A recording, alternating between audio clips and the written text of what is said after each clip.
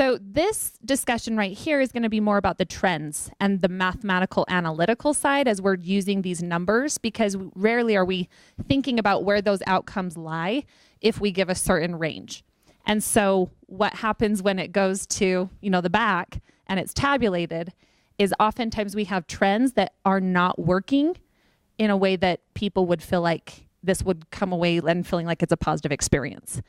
As we talked about heavily last time, it's the advanced and intermediate categories are a little bit easier because we're coming in with this expectation of the dancers have a certain level of technique and performance and ability to manifest emotion. But sometimes in these amateurs and the novice, we're having a hard time adjusting our expectations. So that's what we're going to go over today with these numbers and what's appropriate for different levels, and just kind of getting our mind wrapped around what that is. Because if you just go in cold and you just throw a number down and you don't think about what's the outcome of that going to lead. So I want to open your mind up to some of those things. So just look at your sheets here. Let's look at the team. So as you can see, it's distributed evenly all throughout the 4 categories. So we got 25s.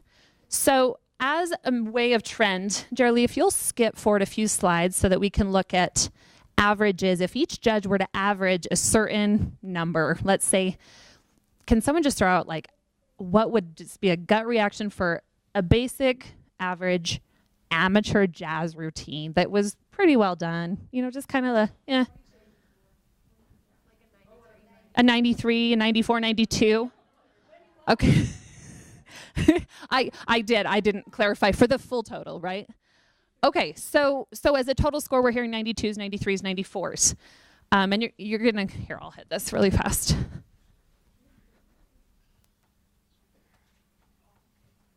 So in our last video, we went through all of this. So definitely want to watch that video because there were some great comments.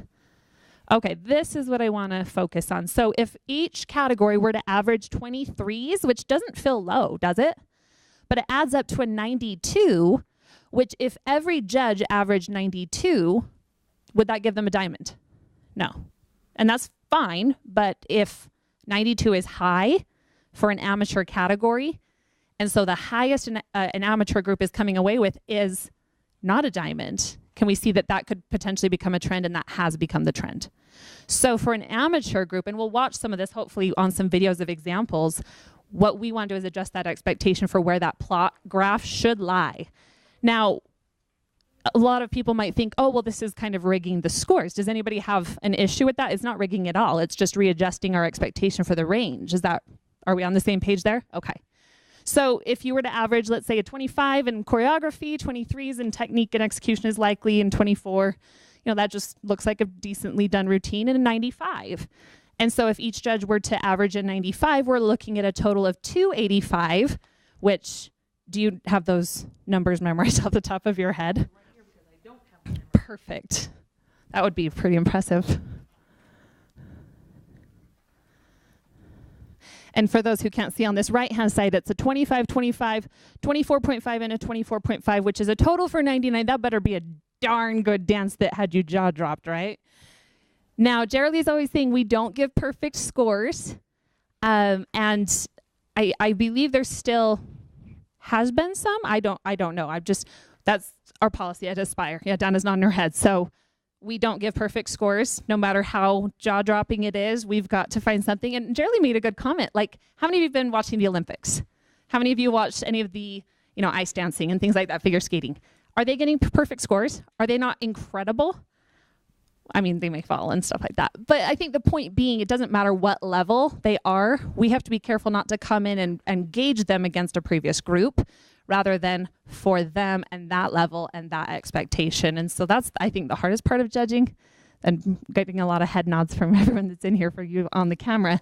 And so first things first, like before we go into more of the point spread, does anybody have any ideas for how they effectively transition their mindset per category and how we might do that? Yeah, thank you. And yep, microphone. I know that when I'm looking at an amateur, I look at it and say, okay, they executed a single quite well. Like they didn't fall out of it, they were on releve, whatever. And then I'll give them a higher score instead of comparing it to someone who does quads and triples. And I just try and make sure that I'm watching their basic technique because I know that's the level they're actually at and entered in. That's perfect. Does anybody else have a comment on that? Okay, we skip forward one slide because this is where we get the totals. So between the three judges, go ahead, one more. One more. There's our numbers. Okay, now bring up the red. I have some red font. Yeah, tap 2 more times. Oh, lots more times, I guess, until all of them are up. And the other side. Okay, there we go. So the red number is the average. Can everyone see? I'll get out of the way. So the red number is the average per judge and what it adds up to and the outcome. So if we look at amateur intermediate, and if judges are averaging a 92, like we heard 92, 93, 94, that's putting us in an easy Ruby. Now, if you can see that 92.2, anything below that, if we average that, they're coming away with a sapphire. And so you can see how quickly that drops just because all of a sudden our expectations go chung, and we're given 91s, 92, 93. Does this make sense? And so I think it's just helpful to see that and realize, okay, if we're giving this range, it produces that outcome. Whereas, as you know, hopefully, is anybody new here for the first time judging for Aspire?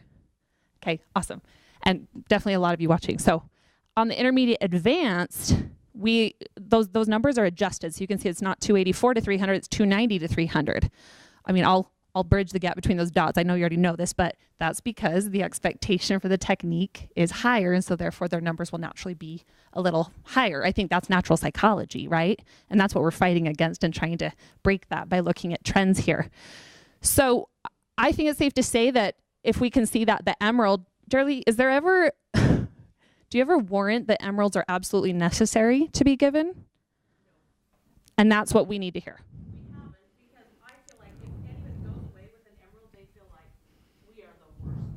Mm-hmm. Yeah. Whereas if you are left with no, but an emerald, they go away feeling like they're the worst, and they shouldn't. We want everyone to go away feeling like they did good.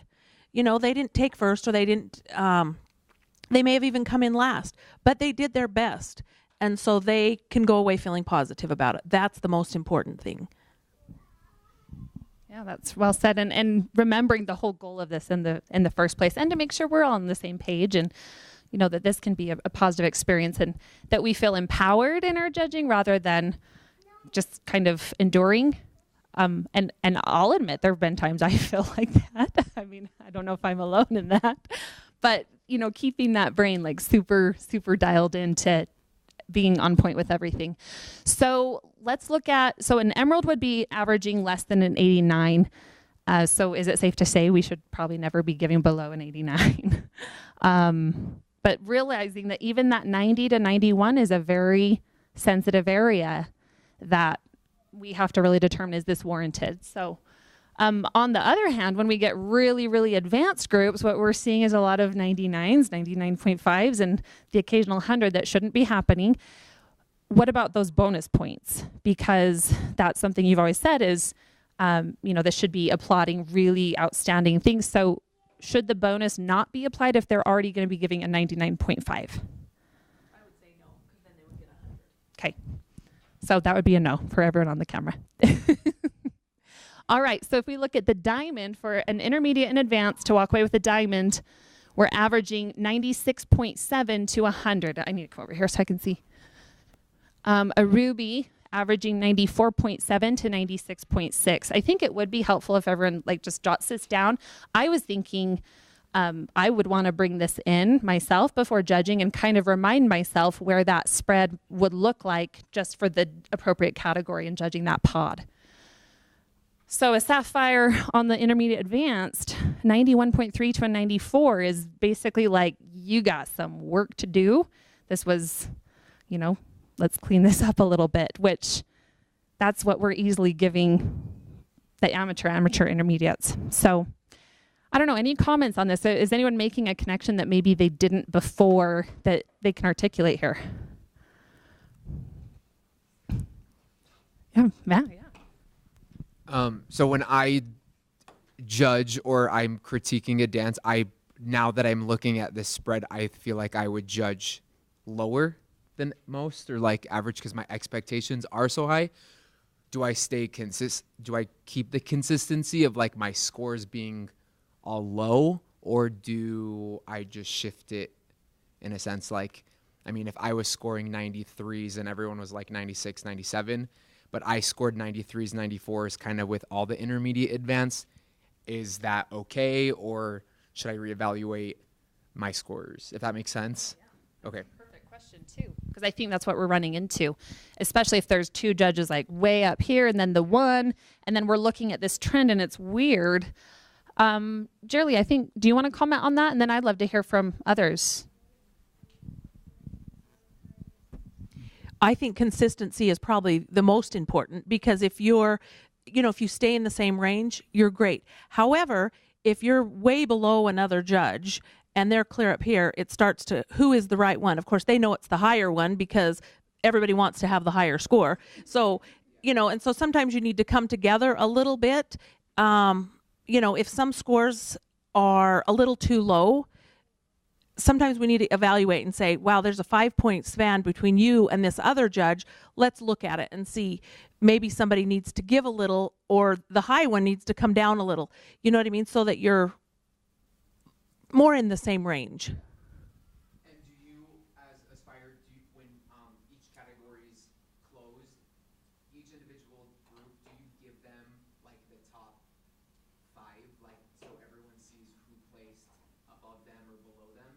Because I know some competitions do like a tabulation of all the dances that were competed in intermediate 15 to 16 jazz, just so you're like on a screen and a projection. And yes. So the girls are watching it and gentlemen are watching it all day long as it, they have their different categories and it continues to come to.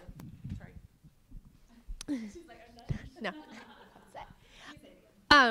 Yeah, at other competitions that we have seen, they keep a running score of the highest scores of the day in each individual category, so that as most of the dancers have more than one routine they're competing throughout the day, they see where they're placed, and sometimes it probably is a motivator that in their next category we got to do better, we got to get back up to that second place, we got to get back up to that first place. But it's showcased on TV screens or wherever, it's posted every half hour, so they're coming and looking at it and staying excited to know where they are in the day, so they're getting a peek at their scores before awards.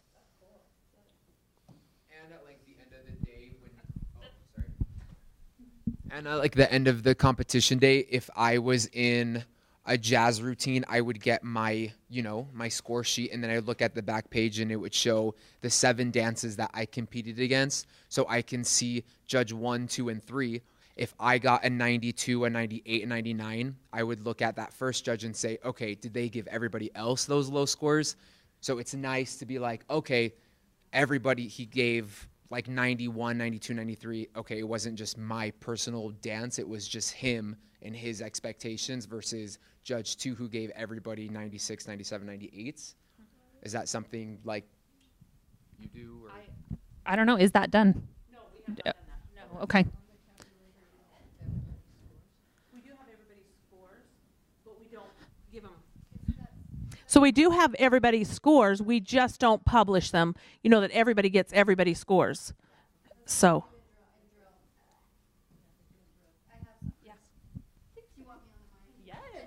I can say it loud now. Okay, this is kind of on the same subject, but a little off. Okay, I have judged for Aspire for, I think this is my 8th year, which is awesome.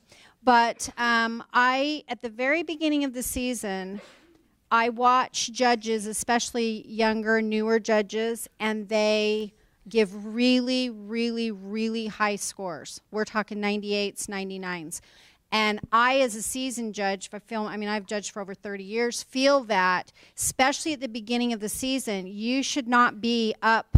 There's going to be that maybe one group out of 10 that might be up there at the beginning of the year.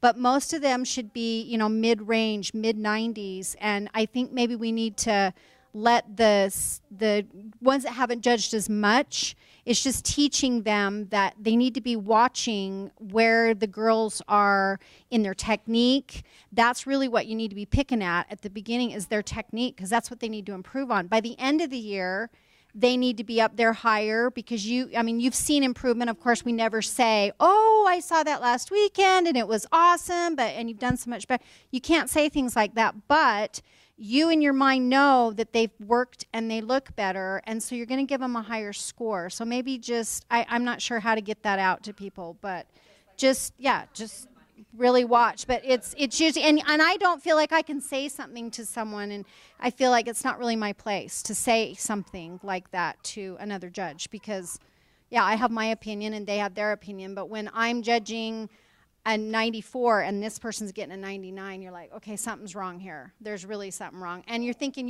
just told that dancer, you really have nothing to work on. You have one thing you have to work on. That's it.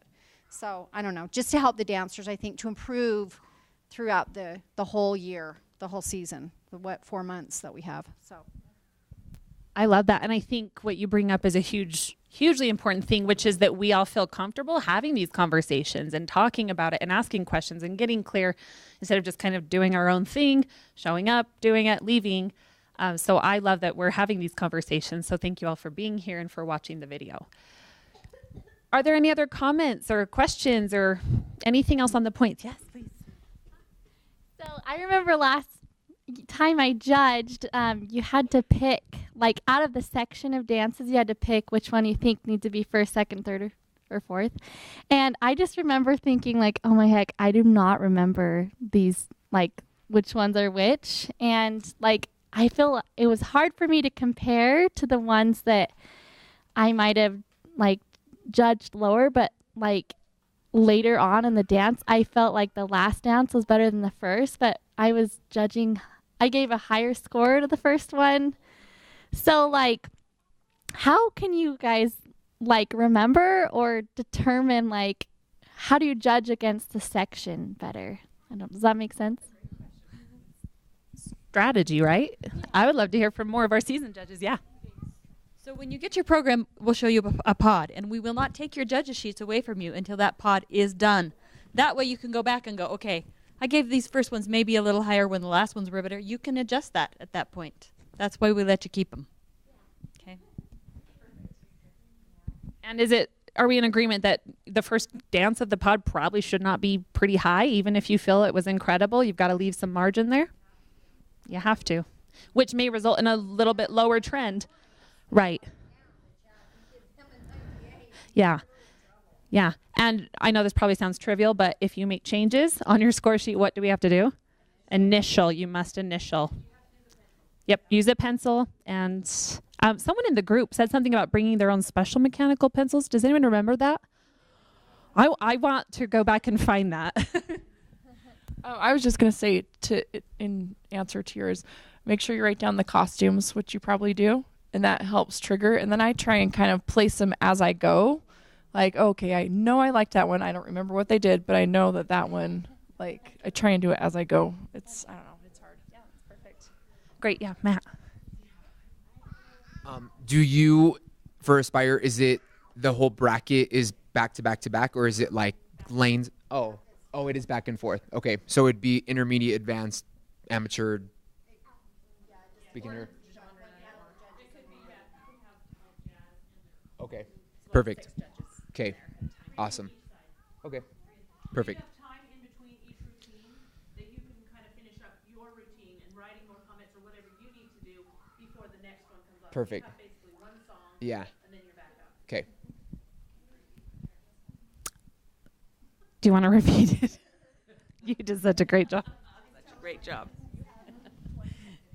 Okay, so we do every other side. So you have basically one song or a couple minutes to finish up your score before the next one comes on. That way, you can look at the other scores. Is it where you want it to be? You have a little bit of time.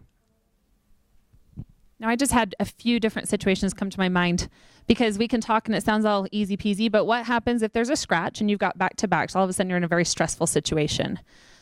I know we all feel rushed and we want to do our best not to take forever, but I think at the same time, we need to be effective in what we're doing. So take the time you need. Probably not 4 minutes, but so that's just something to keep in the back of your mind. Like, it's okay to have the audience wait. The person with the mic, they're responsible for talking to them and saying, wait, or we need more time, things like that. So just in case you didn't know that. And then one other situation is oftentimes, well, hopefully not often, but once in a while, and I've been guilty of it too, you write comments on the wrong paper. Like a scratch came in, and then you're like looking at 5 dances and the stress, right? Panic.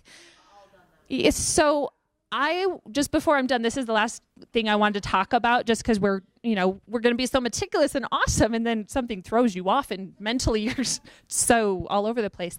So what are some strategies on the front end to ensure that we just don't ever fall into that? I know I personally do a triple check. Number, we're good. Anybody else have any suggestions? Dana says, listen to the announcer.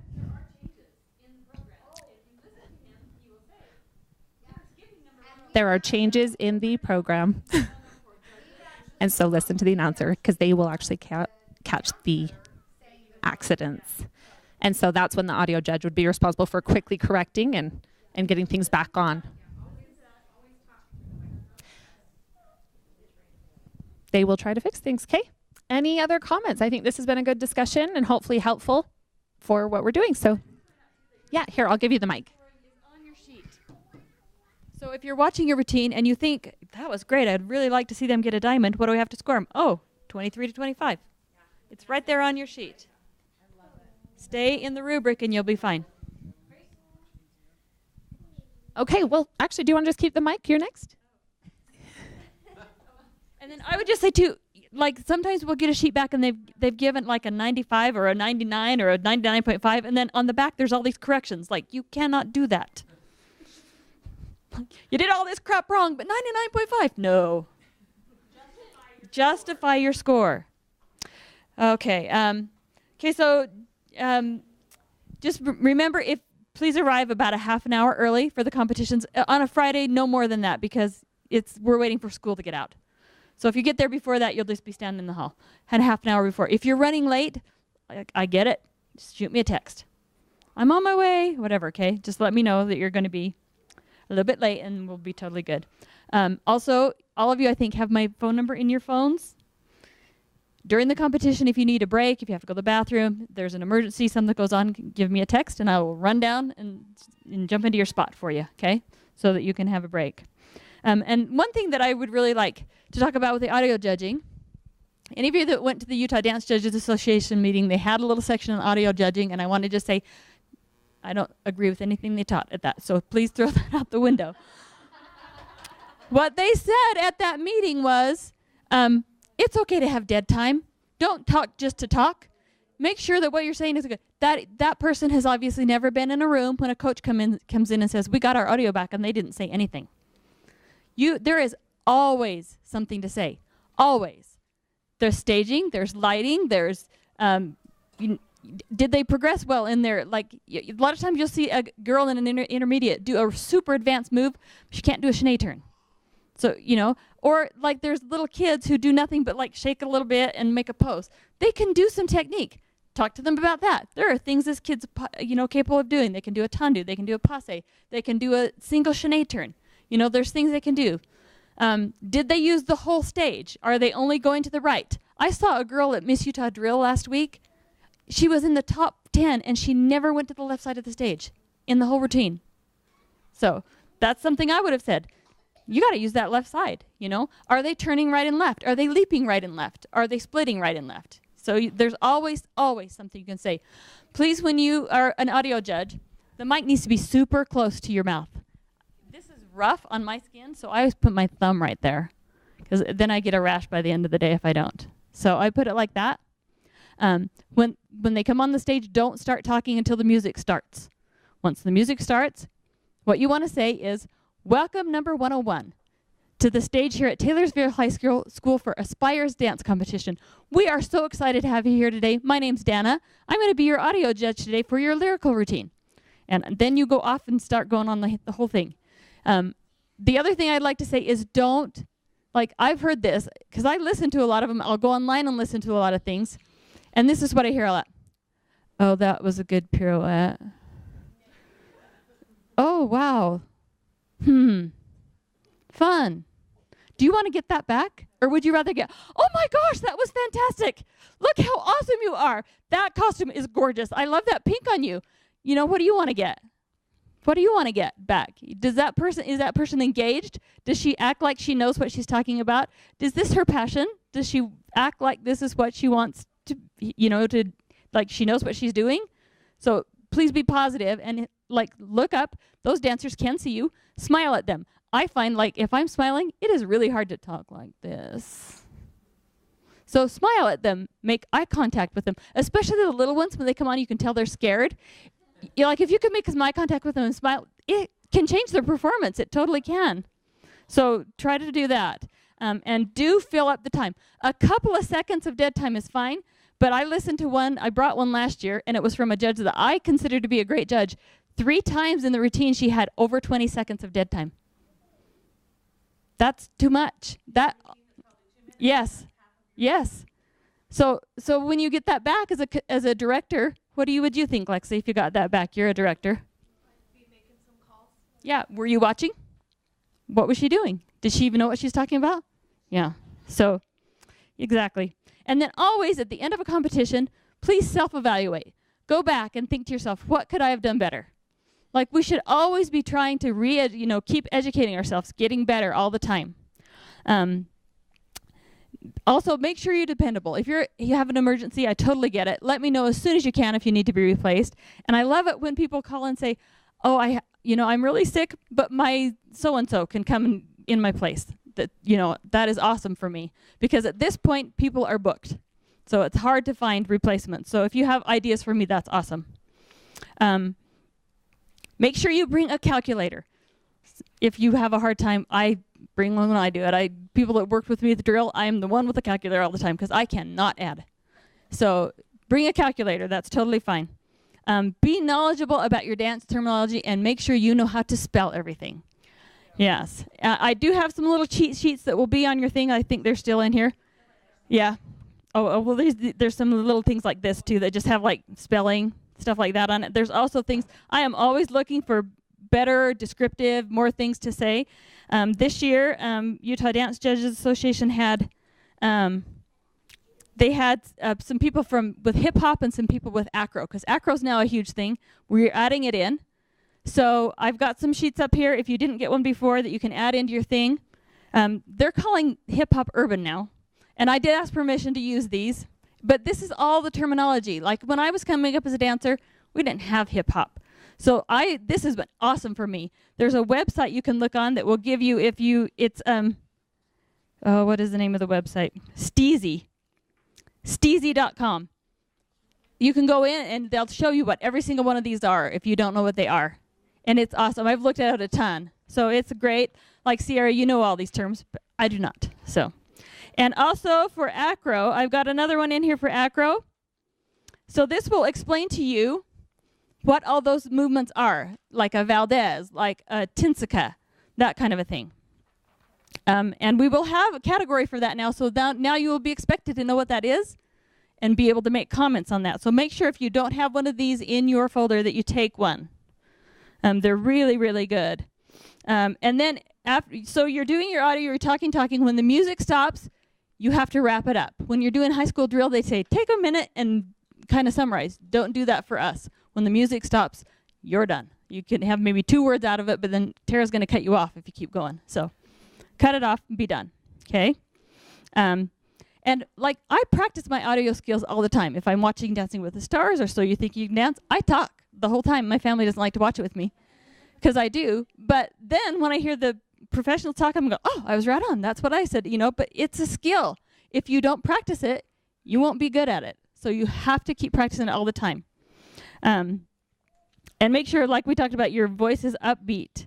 Now, if you have a dancer that is on stage or a group that's on stage that's struggling, you're having a hard time coming up with things to say, I give myself an out. I say something like, oh, this is so great. I want to watch you just for 1 second so I can get a feel for this routine. Compose yourself, right back in. But you've given yourself a reason to be quiet for a second. It's not just going. Yeah, that too. Yeah. Yeah. And there are times like you'll get into those advanced categories where every routine is fantastic. And it's hard to come up with, but even then, you need, and it's important to be really picky with those because that's the level they're at. You've got to be picky. So, okay. Try not to use the same word over and over. I know it's hard. I'm the worst at it. Like, I use nice all the time. Nice.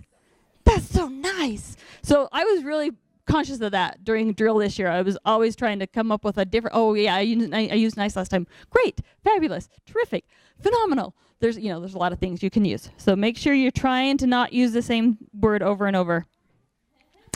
And then don't be afraid to ask for help. Like, I have gotten into a place where they've done a thing and I cannot think of what's that called. What's that called? Go ahead and ask your person that's next to you. It's okay. It all happens to all of us. Don't be afraid to ask for help. Then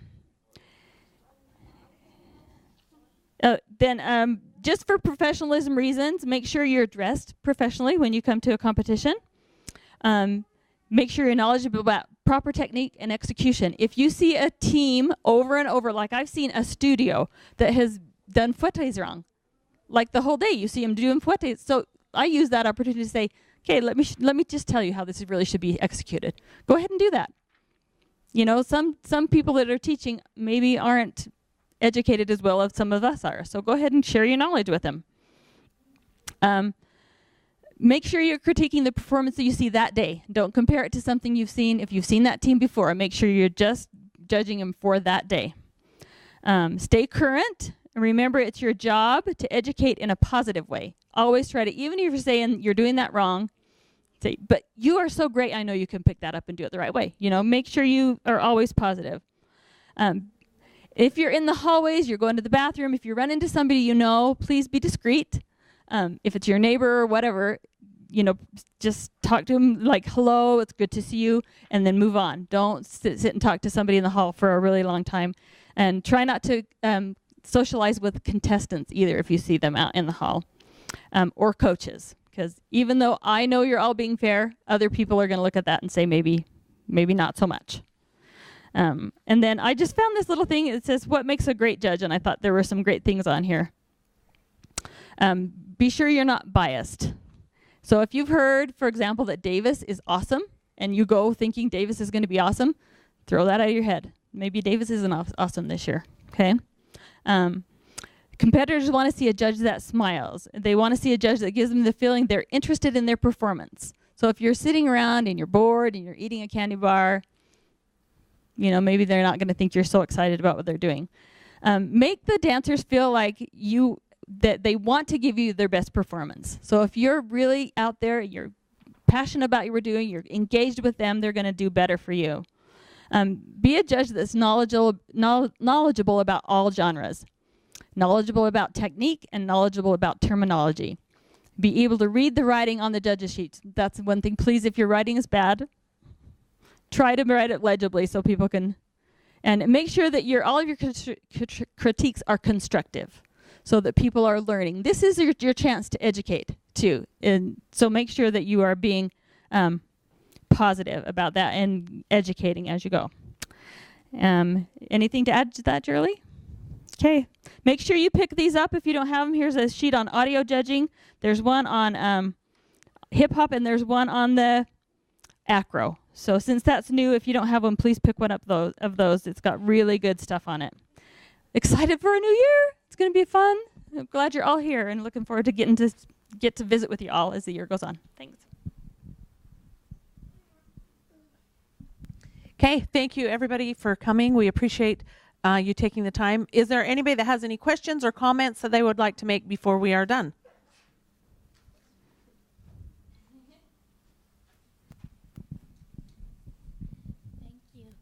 So when you were talking about making everything positive, I know on the back you write like plus and minus. Like how I have a good time writing positive things, obviously on the positive things, but what are some comments that you could say on the negative side that don't sound negative, I guess? Because you're saying be positive, but got to tell them. Okay. So. Anybody? Okay. Chris? Probably one of the biggest comments you can make, and almost every dancer out there can work on it, is to extend their feet, point their toes, lengthen your torso. Your group really needs to pull back through their shoulders. Things like that. Those are constructive criticism, and they take it very well. These teams that we judge are used to hearing things, and so they actually would prefer the criticism versus the, oh, you're so pretty, oh, your costume's great, blah, blah, blah. They hear that all the time. They know that. They want to know what they need to do to fix it and make it better. So just anything constructive is. And then I think just if you're audioing, the phraseology is really important. So just 2 I wrote down were, I would love to see, and let's work on. So just kind of thinking about that instead of you should. I know every human being does not respond well to that, so let's avoid that and invite them to make some changes. Yeah, there's some of those up there too. Yeah.